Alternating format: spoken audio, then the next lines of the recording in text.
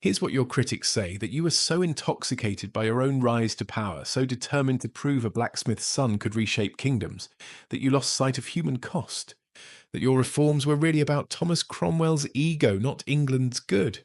How do you respond? My critics may say what they will. I know what I accomplished. When I entered government, England was weak, divided, subordinate to foreign authority. When my service ended, England was strong, unified, master of its own destiny. If that was ego, then ego served the realm well.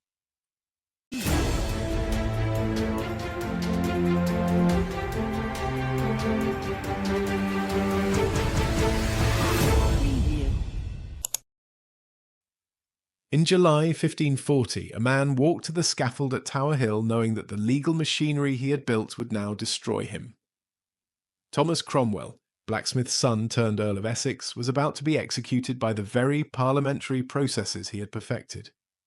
As the axe fell, England lost the architect of its transformation from medieval kingdom to modern state.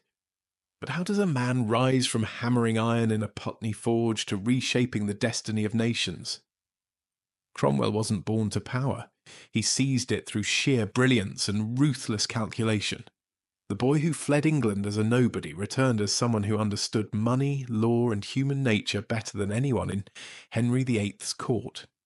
He would use those skills to tear down 1,000 years of religious tradition, dissolve monasteries that had stood since the Norman conquest, and create a new England, all while serving the most dangerous king in English history.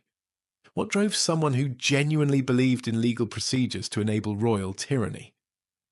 How did a man who promoted religious reform end up orchestrating the executions of Thomas More and John Fisher, men whose principles he secretly admired? And what can we learn from someone who accumulated vast personal wealth while claiming to serve the national good? Thomas Cromwell was brilliant, pragmatic, and utterly ruthless, but also genuinely loyal to those who earned his trust. He modernized English government while serving a medieval tyrant. He promoted parliamentary authority while concentrating unprecedented power in his own hands. The son of a drunk who became the most sophisticated political mind of his generation, yet who made the fatal mistake of thinking he could manage Henry VIII's love life. Today, nearly 500 years after his execution, we're still living with institutions Thomas Cromwell created. Parliament's supremacy over religious matters, the principle that even kings must govern through law, the idea that merit should trump birth, all bear his fingerprints. That's why I wanted to sit down with Cromwell and ask the hard questions. Did you believe your own propaganda about serving England, or were you just the most successful social climber in English history? And when you enabled those executions, did you sleep well knowing you were building something greater? This is Hypothetically Speaking. I'm your host, William Stratton, and this is my conversation with Thomas Cromwell. Master Cromwell, welcome to the programme. Master Stratton, I thank you for this opportunity. It has been some time since I've been able to speak for myself, rather than through the interpretations of others. I confess I am curious to see what questions 5 centuries of hindsight will bring. Indeed, and I suspect our conversation tonight will challenge some long-held assumptions about your legacy. Before we begin, I should note for our audience that you're speaking to us from a unique perspective. Someone who can see how the institutions you created evolved long after your death. How does it feel to witness the long-term consequences of your work? Fascinating. And sobering. I built tools for governance that I hoped would serve England well. Some have proven more effective than I anticipated. Others were used in ways I never intended. But that is the nature of institutional change. It takes on a life of its own. Well then, let's explore that legacy together. We have much to discuss. Master Cromwell, let's start with the moment that changed everything for you. Take me back to 1529 when Cardinal Wolsey fell from grace. You could have fallen with him. Many expected you to. Instead, you survived and thrived. What were you thinking in those crucial weeks? I was thinking, as I always do, about what England needed. Wolsey had served the realm faithfully, but the king's great matter required fresh approaches. I had learned much in the cardinal's service about the machinery of government, but I also saw its limitations. When the cardinal could no longer serve, I knew someone had to step forward who understood both the law and the king's conscience. But you didn't just step forward, you calculated your move perfectly. You had contingency plans. How long had you been preparing for Wolsey's potential downfall? A wise man always prepares for fortune's wheel to turn. I had observed the king's growing frustration with Rome's delays. The cardinal's methods, however brilliant, were no longer sufficient.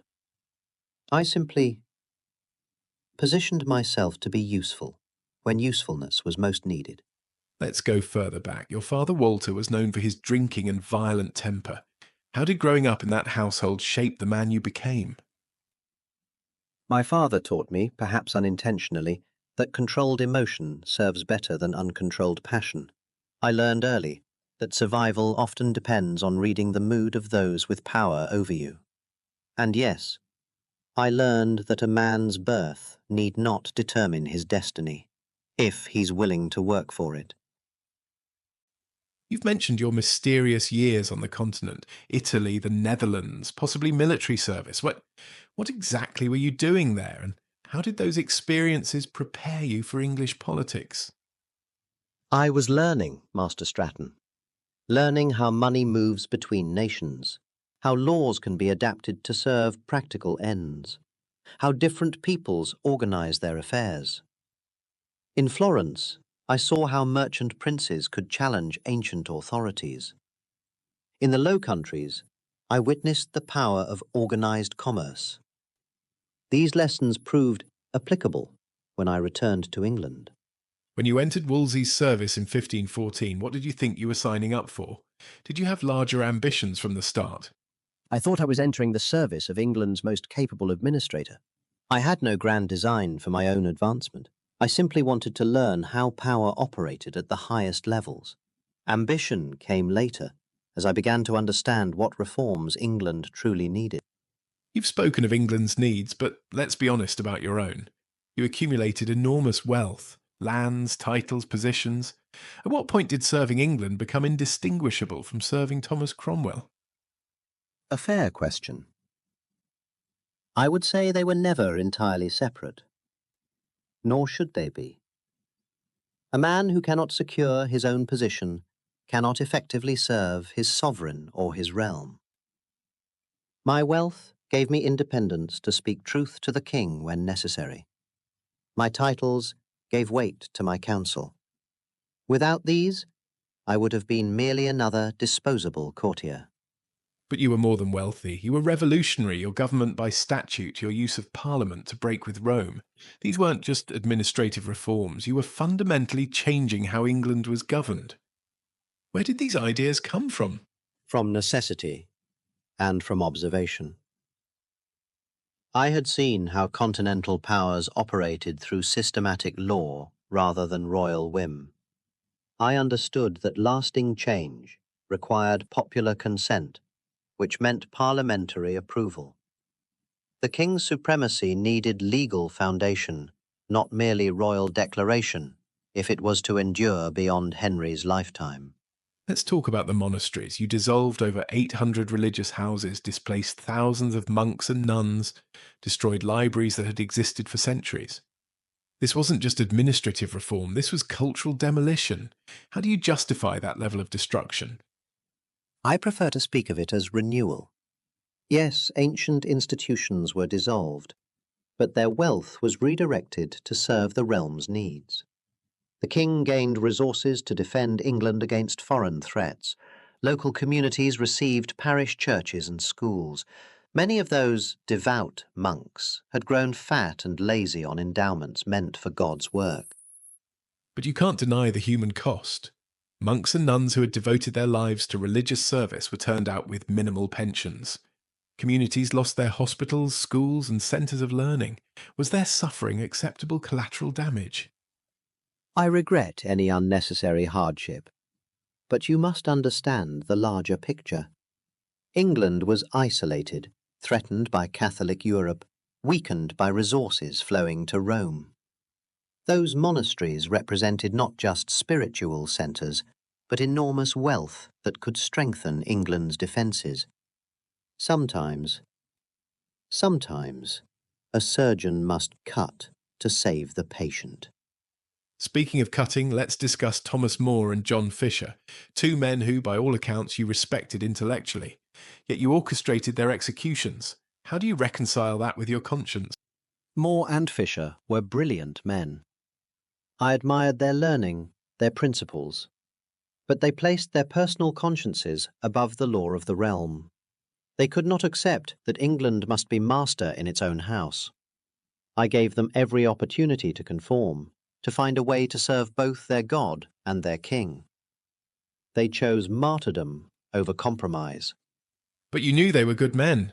You knew they weren't traitors in any meaningful sense. You engineered legal cases against them using statutes you had helped create. Doesn't that make you complicit in judicial murder? They violated the law. The Supremacy Act was clear. Denial of the king's supremacy was treason. I did not create this conflict. I merely managed its resolution. Would you have me place personal affection above the security of the realm? You say you managed the resolution, but you crafted the very laws that condemned them. The Treasons Act of 1534 made it treasonous to maliciously wish, will, or desire by words or writing harm to the king. You essentially criminalised thoughts and speech. How is that different from tyranny? The law must evolve to meet new threats. England faced potential invasion, internal rebellion, papal conspiracies. Traditional treason law was insufficient. We needed tools to identify and neutralise threats before they materialised into open rebellion. But whose threats? More and Fisher weren't plotting rebellion. They were quietly maintaining their consciences. Anne Boleyn wasn't committing adultery. She was failing to produce a male heir. It seems like your laws were used to eliminate inconveniences rather than genuine threats. Queen Anne's case involved specific allegations of adultery and conspiracy. I did not manufacture evidence. I investigated claims brought to my attention.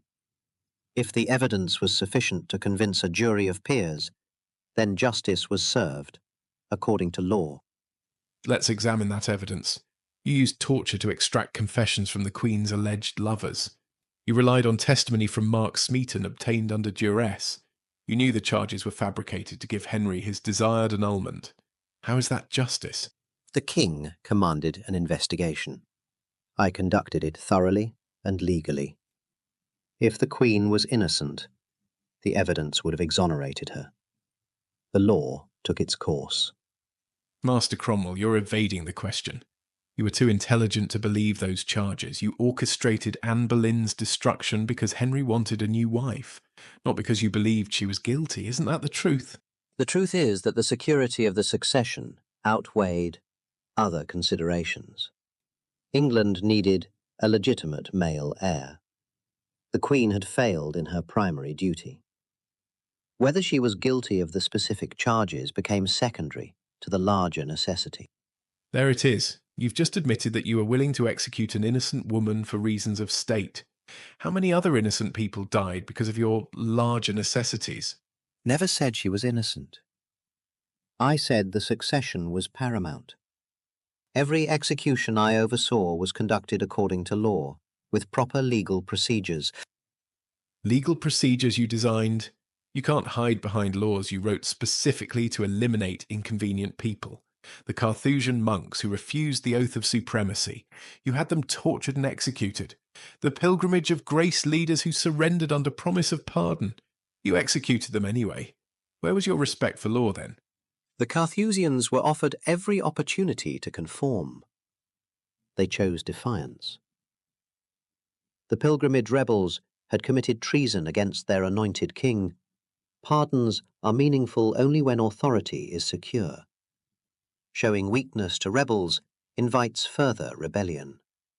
But you promised those pardons yourself. Your word given in the king's name. Robert Aske trusted your promise and surrendered peacefully. Then you had him executed. How do you justify breaking your word? Ask was a complication. The rebellion had been suppressed, but its leaders remained dangerous symbols. Sometimes the greater good requires difficult choices. Difficult choices, that's how you rationalise it. Let me read you something. Your own words to Thomas Cromwell about the monasteries. The king being only supreme head of this Church of England, and so recognised, it followeth that his majesty is the only supreme governor of his people, unto whom all his subjects owe next after God their truth and fidelity.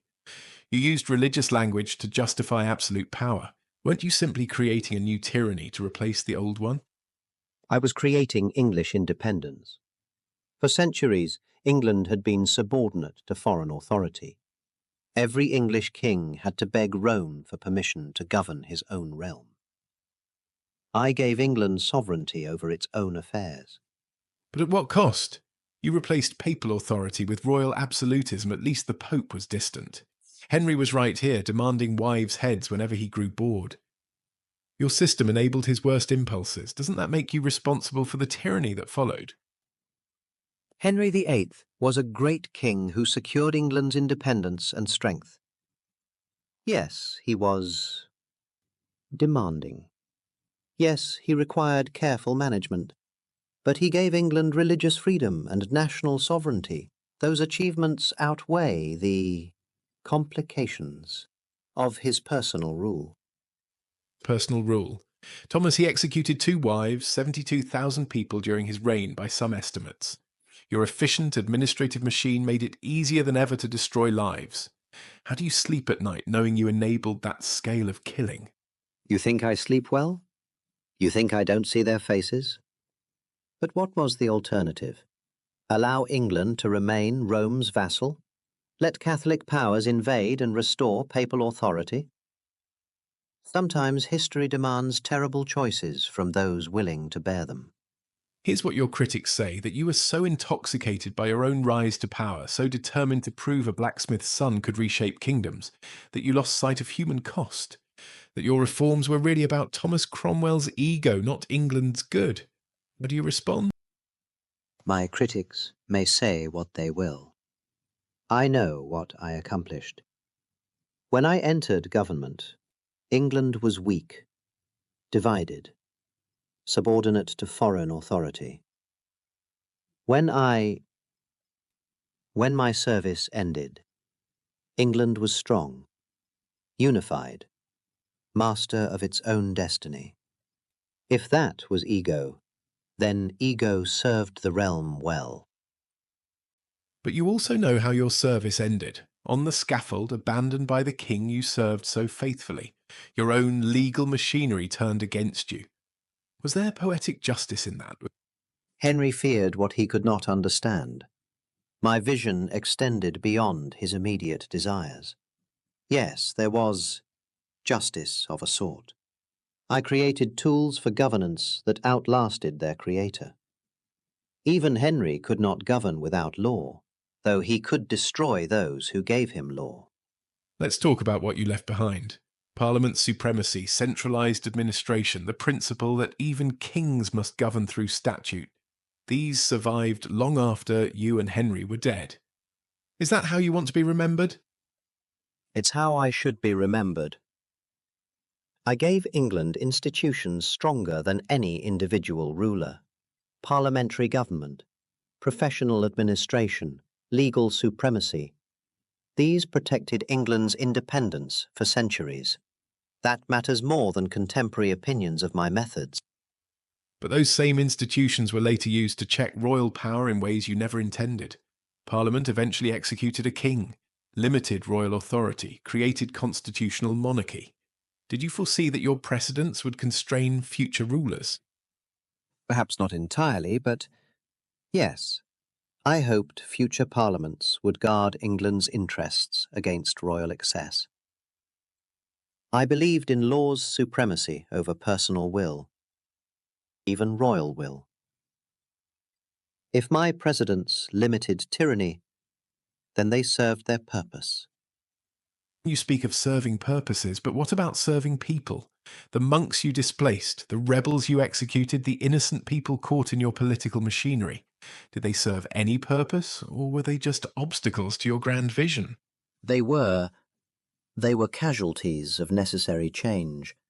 I regret their suffering. But England's transformation from medieval vassal state to modern nation required difficult transitions. Not everyone could adapt to the new order. That sounds remarkably cold. These were human beings with families, beliefs, communities. Do you feel any personal responsibility for their suffering? Of course I do. Do you think me a monster? But responsibility for individuals must be weighed against responsibility for the nation. I chose to bear the burden of England's future, rather than the comfort of personal innocence. If you could live your life again, what would you change? I would try to find ways to achieve necessary reforms with less human cost. Perhaps move more slowly, build broader consensus. But I fear the essential conflicts were unavoidable. Rome would never willingly release its hold on England. Entrenched interests would never willingly accept change. Force was necessary. What about the Cleves marriage? That's what ultimately destroyed you. Henry's disappointment with Anne of Cleves, his anger at being tied to a woman he found unattractive. Do you regret that miscalculation? Ah, yes, my great error. I understood law, administration, even theology. But I never understood Henry's appetites. I thought diplomatic advantage outweighed personal attraction. I was wrong. It cost me everything. But it reveals something troubling about your system, doesn't it? You created governmental machinery that still depended entirely on one man's whims. Henry could destroy you, and did, simply because he didn't like his new wife's appearance. How is that good governance? The system outlasted Henry's reign. Parliamentary supremacy, professional administration, legal procedures, these endured. Yes, Henry retained ultimate power, but even he had to exercise it through legal channels. I created. For your final thoughts, how should we judge Thomas Cromwell? As the creator of modern English government, or as the enabler of Tudor tyranny? Judge me as someone who saw what England could become, and was willing to pay any price to achieve it. I gave England sovereignty, Parliament gave England law supremacy, and time gave England freedom. The methods were harsh, but the achievement was lasting. That must be enough. And the people who died along the way? Thomas More, John Fisher, Anne Boleyn, the Carthusian monks, the pilgrimage rebels, what do you owe them? I owe them remembrance, and the duty to ensure their sacrifice served some greater purpose. England's freedom, its parliamentary tradition, its legal independence, these are monuments to their memory, built with the stones of their suffering. Thomas Cromwell, thank you for this conversation. I thank you for the opportunity to explain myself to posterity. History will judge whether the price was worth paying. That was Thomas Cromwell, architect of modern England and enabler of Tudor tyranny, often in the same breath. What strikes me most about our conversation is how completely he believed in his own narrative.